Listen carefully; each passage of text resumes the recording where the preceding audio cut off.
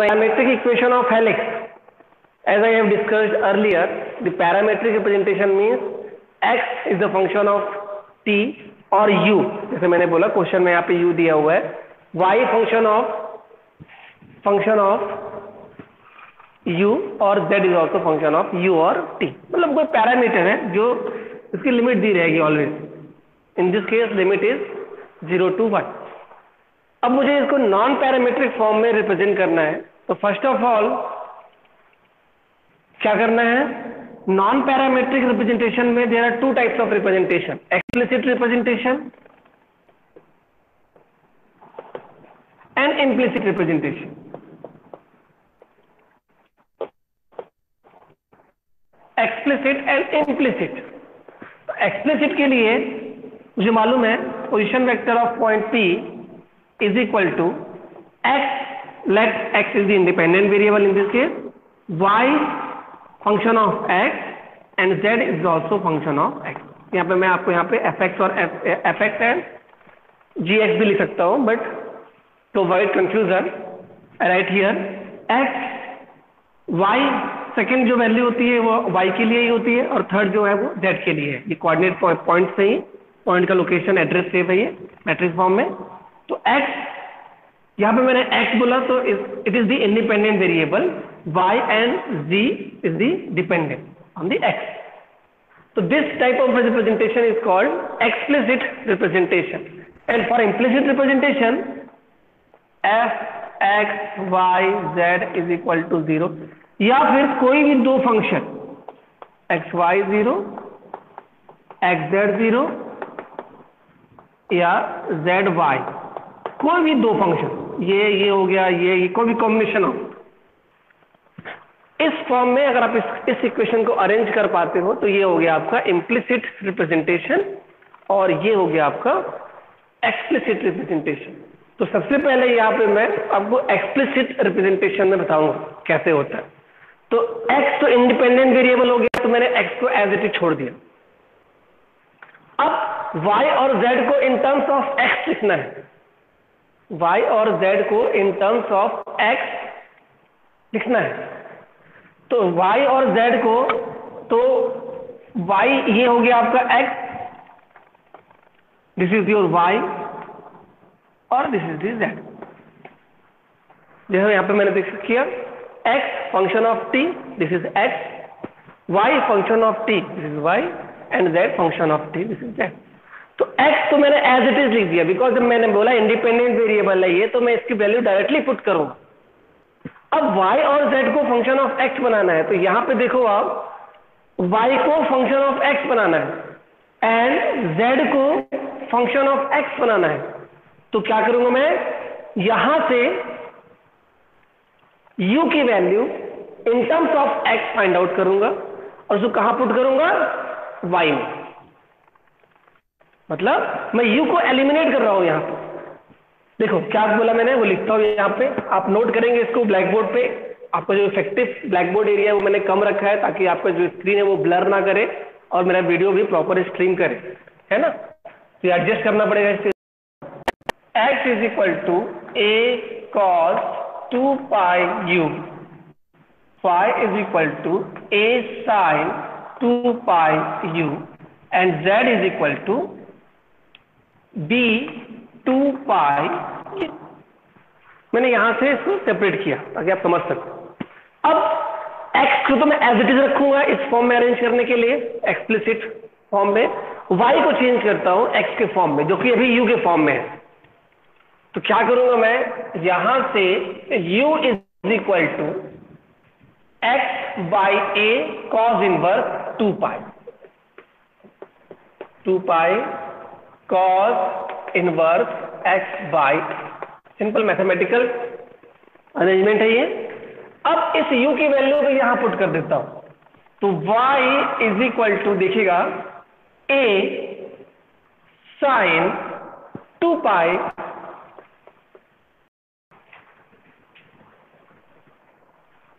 u from first equation is cos inverse x by a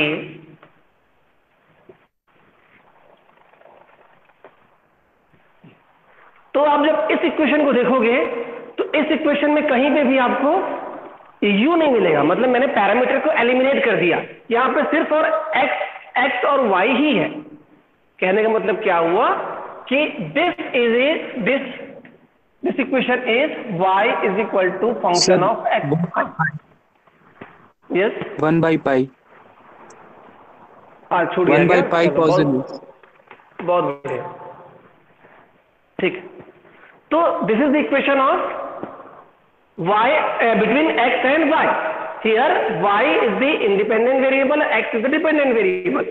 तो ये हो गया आपका, मैंने u को एलिमिनेट करके y फंक्शन ऑफ x बना लिया। सिमिलर एक्सप्रेशन फॉर z मैं डिराइव करूंगा, तो z is equal to b 2 pi and u की वैल्यू क्या है, cos inverse x by a upon 2 pi. Simple, बस मैंने इतना कैलकुलेशन परफॉर्म कर दिया।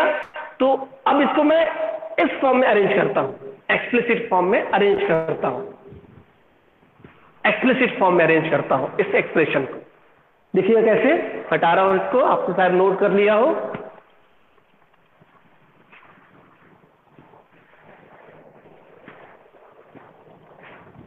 तो P x को मैंने एज इट इज रहने दिया because it is the independent variable in this representation. y, तो y is nothing but a sine 2 pi cancel out हो गया, cos inverse x by a and z is b 2 pi cancel out, cos inverse x by a। This is the, तो ये representation हो गया अब explicit non parametric representation. यहां पे कहीं भी u का टर्म नहीं, x as it is natural form में है, so in this case it is independent variable and y is the function of x only because a is the constant here. ये आपका वो पिच है, sorry pitch नहीं, circle radius है helix का। दो वैल्यू होती है, सर्कल रेडियस और पिच वैल्यू। जब अपन कॉइल बनाते हैं तो वो पिच वैल्यू वो भी है यहाँ पे। तो x independent variable, y is the function of x and z is the function of x. So this representation is called non-parametric explicit representation. First objective complete. Second में आते हैं, next representation implicit। फिर से लिखता हूं यहाँ पे मैं implicit के लिए, ये हटा रहा हूं इस इक्वेशन को, मैंने ऊपर लिखा हुआ है already. implicit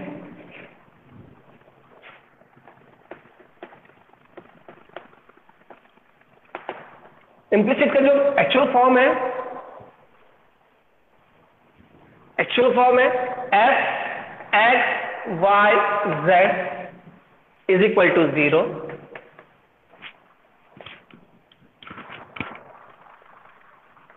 F X Z is equal to 0,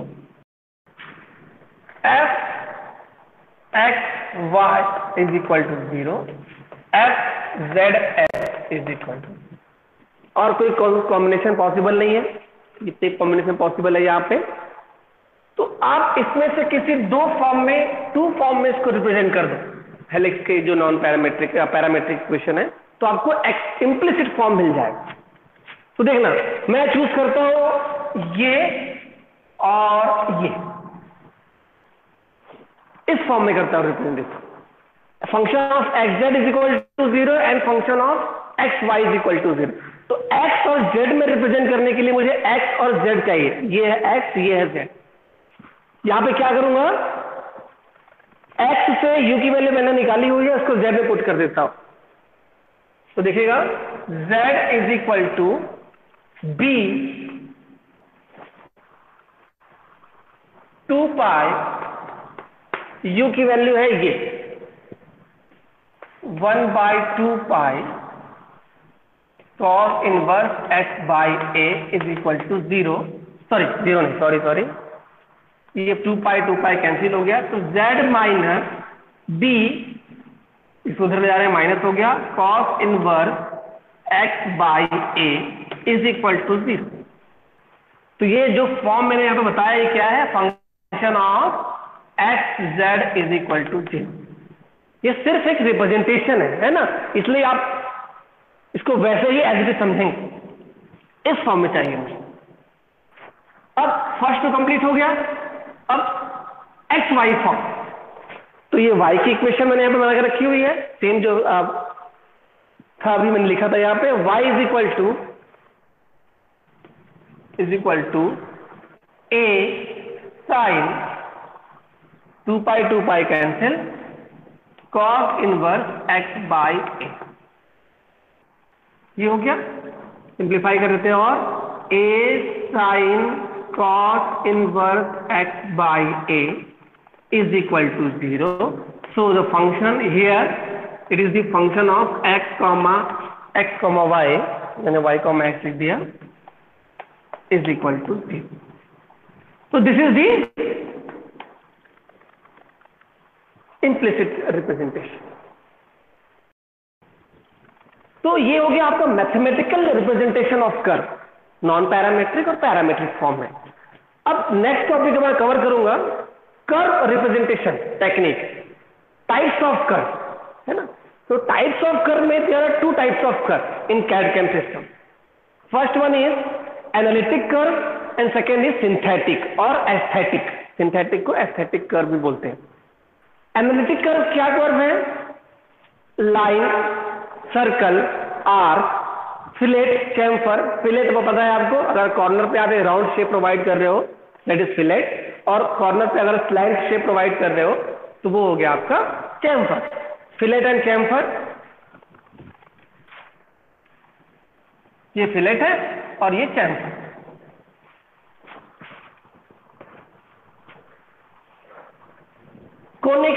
conics में आपका पैराबोला, एलिप्स, हाइपरबोला, ये सारे जो कर्व्स है ये है आपका एनालिटिक कर्व। Analytic curve. अब आप देखना, अभी जो नई ऑटोमोबाइल जो आप इंडस्ट्री देख रहे हो, जो कार्स आ रही हैं, कार्स में आप जो बोनट का शेप देखोगे या बैक में जो हेडलाइट का शेप देखोगे, वो कोई भी आपका इस कर्व से नहीं बना हुआ है। मैं बोलूं कि वो राउंड शेप का है या वो एक इलिप्टिकल शेप का है या पैराबोला शेप का है, तो it is very difficult to identify कि वो शेप कौन सा है। कुछ डिफरेंट शेप रहते हैं, है ना, और वो डिफरेंट शेप कैड-कैम आने पे ही पॉसिबल हो पाए।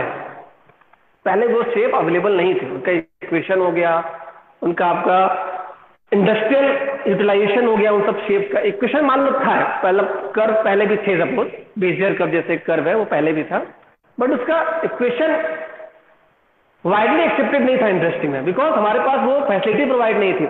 आपने ड्राइंग में फ्रेंच कर्व यूज किया होगा, ऐसा कुछ रहता है, इसमें डिफरेंट शेप बने होते हैं, ऐसा कुछ भी शेप बनाता है, यूज किया है कि ये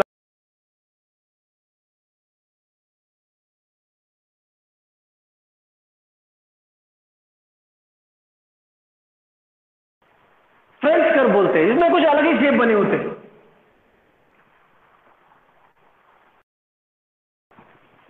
फ्रेंच कर्व, है ना। तो ये जो सारे कर्व है वो आपको इलिप्टिकल नहीं है, सर्कल नहीं है, कॉनिक्स नहीं है, ये डिफरेंट टाइप्स ऑफ कर्व है। ये हम लोग यूज करते हैं हर्माइट कर्व।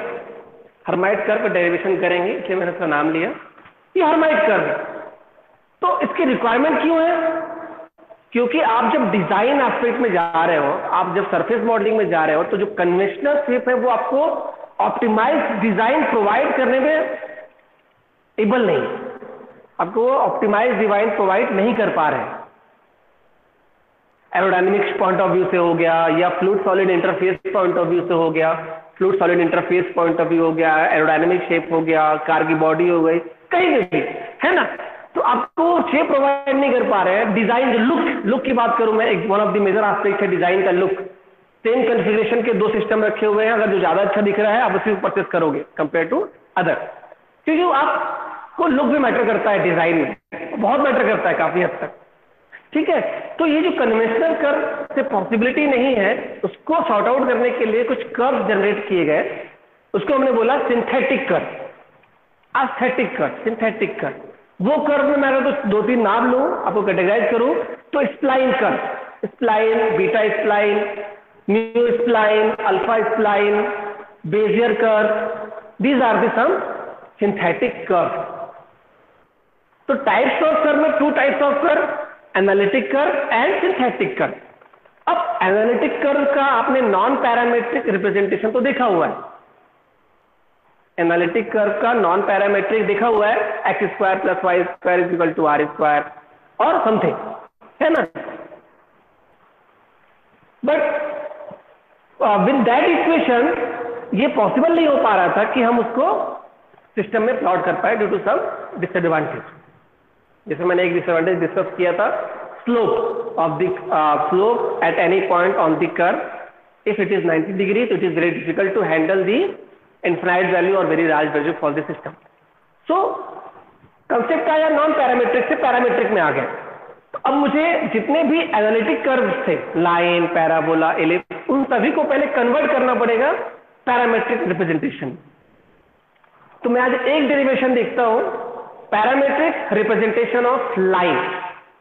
फिर हम लोग नेक्स्ट क्लास में सिंथेटिक कर्व्स का डेरिवेशन पढ़ेंगे और आने वाले और क्लासेस में फिर उसको क्रियो में ड्रॉ करके देखेंगे कि वो ड्रॉ हो रहा है क्या। तो फर्स्ट है पैरामेट्रिक रिप्रेजेंटेशन ऑफ लाइन। तो लेट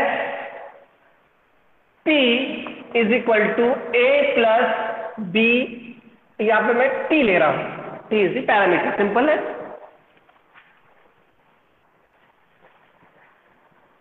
और जैसे मैंने आपको बताया कि जब अपन कैड-कैड की बात करेंगे तो कोई भी कर्व का शेप, साइज, इन्फिनाइट, तो आपको कोई भी कर्व का आपको साइज देना पड़ेगा, लिमिट देनी पड़ेगी। आप infinite curve you can not draw infinite curve by CAD CAD system.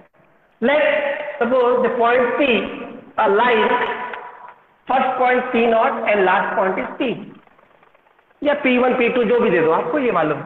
मुझे इस कर्व का, इस लाइन का पैरामेट्रिक फॉर्म डिराइव करना है। तो ये बेसिक इक्वेशन है, P is equal to A plus BT, it is the linear equation, है ना।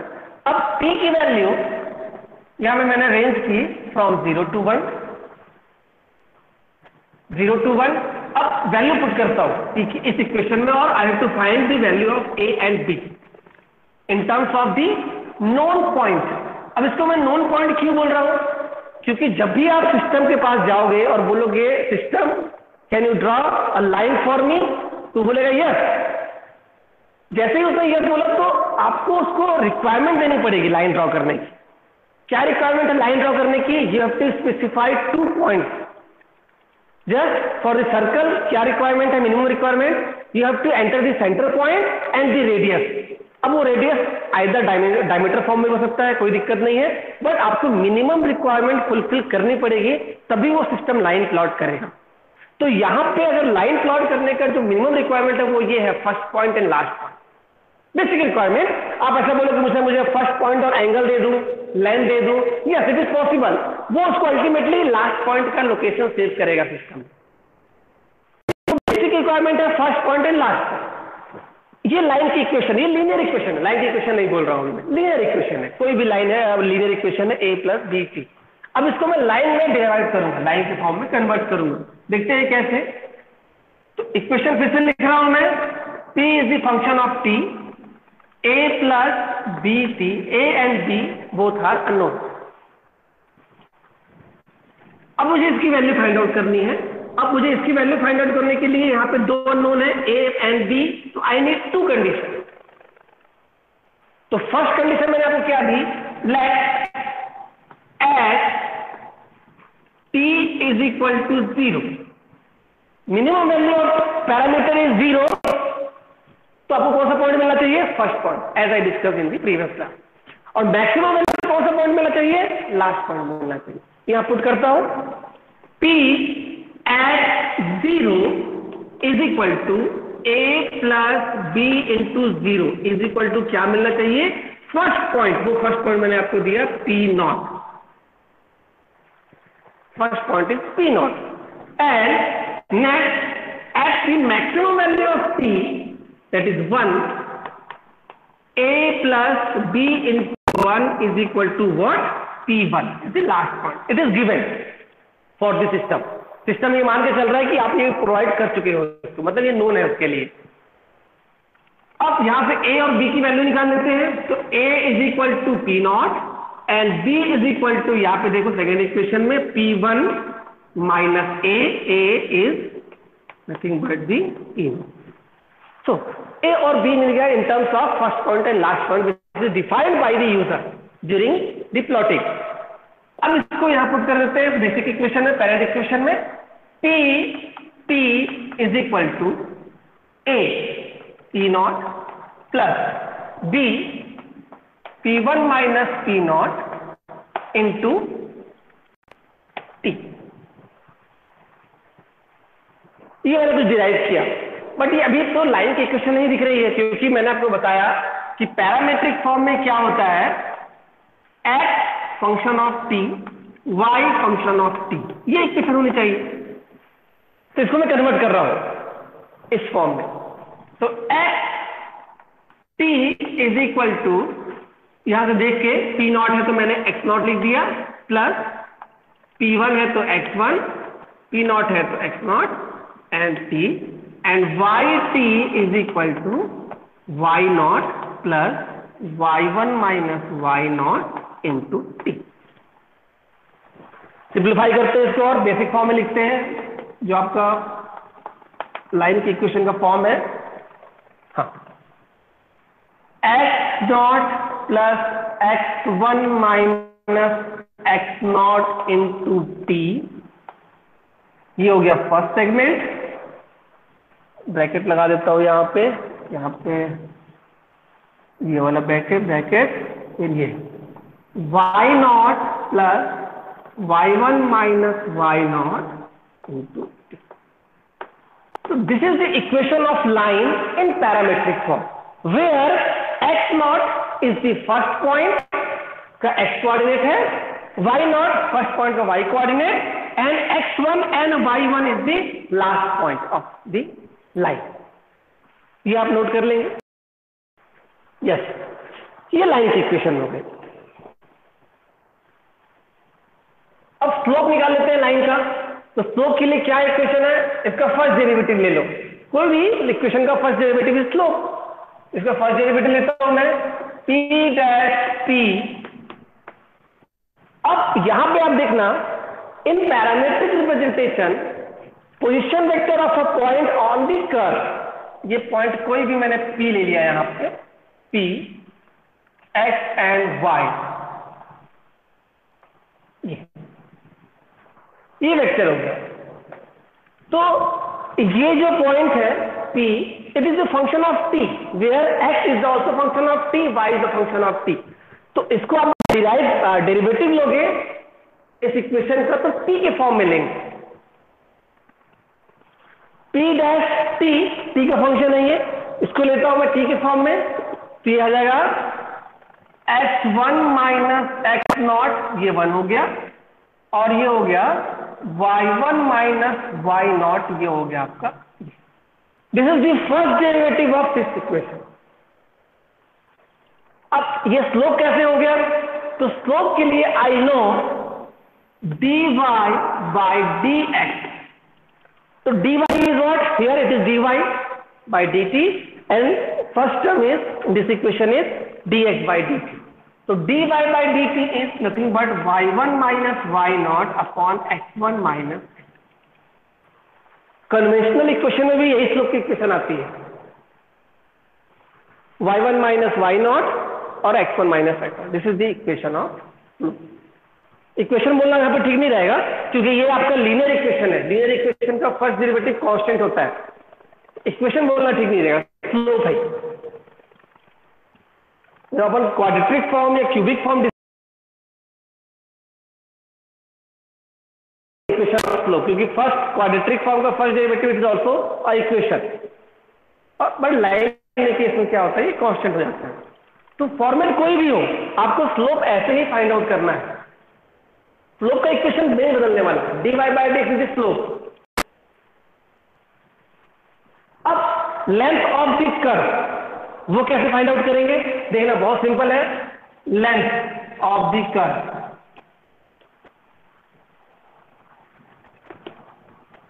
L is equal to x dash plus y dash plus z dash square. This is the length of this road. Curve simplify कर लेते हैं। यहां पे देखना x dash is what x1 minus x naught whole square plus y1 minus y naught whole square। z यहाँ पे नहीं है, रूट होगा। This is the length as we know, this value this वाली स्क्वायर करके ये है, कन्वेंशनल होगी, वो तो ये आपका लेंथ है। फर्स्ट डेरिवेटिव ले लो t के रिस्पेक्ट में और उसको स्क्वायर कर दो x की y के जो भी आ रही है, दैट इज द लेंथ। अब इस वेक्टर की डायरेक्शन कैसे फाइंड आउट करेंगे? तो very simple, n cap is equal to, ये जो आया आपका, ये हो जाएगा p dash divide by p dash magnitude, vector divide by its magnitude. तो it is there, this is the magnitude of this line और दिस वेक्टर, तो p dash divide by l, this is the unit vector. इस vector की direction बता रहा है, जो भी लाइन है यहाँ पर, तो लाइन ही एक वेक्टर ही फॉर्म में है, उसकी डायरेक्शन बता रहा है, वेरी इंपॉर्टेंट। चलिए क्वेश्चन लिखिए, देखते हैं बनता है कि नहीं आप लोगों से। यस, लिखिए, right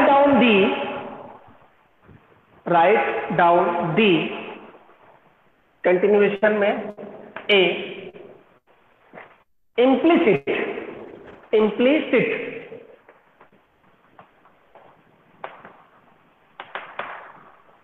implicit and B parametric form of a horizontal line, parametric form of a horizontal line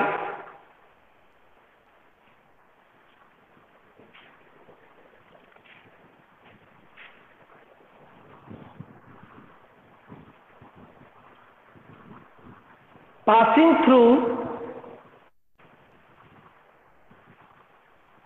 parametric form of a horizontal line passing through its midpoint, 50, 50, passing through its midpoint 50, 50। चलिए इस line की equation बताइए in implicit form as well as in parametric form.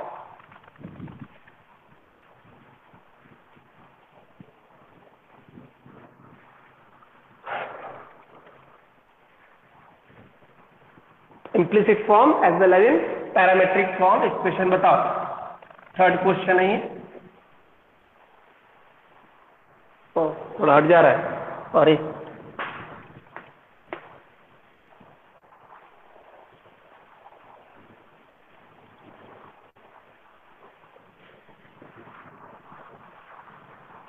बताइए implicit form, question में बोला हुआ है x Y horizontal है ना, हॉरिजॉन्टल लाइन है और एक पॉइंट दिया है पास होने के लिए 50, 50। एक पॉइंट दे देते हैं यहाँ पे, और लंबा कर लेते हैं। एक पॉइंट दिया हुआ है 50, यहां लिख देता हूं 50, 50, this is the mid point, और हॉरिजॉन्टल बोला हुआ है। तो हॉरिजॉन्टल बोला है, मिड पॉइंट है, तो एक पॉइंट इसका जो स्टार्टिंग पॉइंट होगा वो होगा 0, 50 एंड जो इसका एंड पॉइंट होगा वो होगा 100, 50, because it is horizontal and 50, 50 is the mid point of the line. तो इसकी इक्वेशन लिखनी है इन इम्प्लिसिट फॉर्म। क्या इक्वेशन है? y is equal to 50 because x is constant here. ये हो गया सिंपलिसिट फॉर्म, वेरी सिंपल, ये 2 मार्क्स क्वेश्चन में आएगा। Implicit form y is equal to 50, x तो यहां पे कांस्टेंट है, वेरिएबल ही नहीं है। इसको आप ऐसा लिख सकते हो y minus 50 is equal to 0, this is the implicit form. Now explicit form, sorry explicit नहीं, आप पैरामेट्रिक फॉर्म बोला हुआ है। तो पैरामेट्रिक फॉर्म लिखने के लिए सबसे पहले आप उसका बेसिक इक्वेशन लिखिए, बेसिक फॉर्म लिखिए, P x t and y t transpose, where for line x t is nothing but the first point plus last point minus first point into t। आपको ये इक्वेशन याद करनी पड़ेगी या फिर derive करना पड़ेगा तुरंत। सिंपल है, आप जब आगे पढ़ेंगे अपन तो ये ऑटोमेटिक आपको आने लगेगा। टी ये लाइन हो गया, ये बेसिक फॉर्म है, रिप्रेजेंटेटिव फॉर्म है, ये parametric equation of any curve in 2D। X t for line it is x not first point plus last point minus first point into t, and for y it is y not with first point का y coordinate plus for last point minus first point into t. अब यहां value put कर दो जो मैंने यहां पे निकाली, तो वैल्यू पुट करेंगे, x not is 0 plus x1 is 100, x1 100 minus 0, ये हो गया 100 t, ये फर्स्ट हो गया। सेकेंड हो गया y naught is 50 plus y1 minus y naught it is 0, because it is horizontal, तो y कोऑर्डिनेट चेंज नहीं हो रहा है, इट इज 0 इंटू t।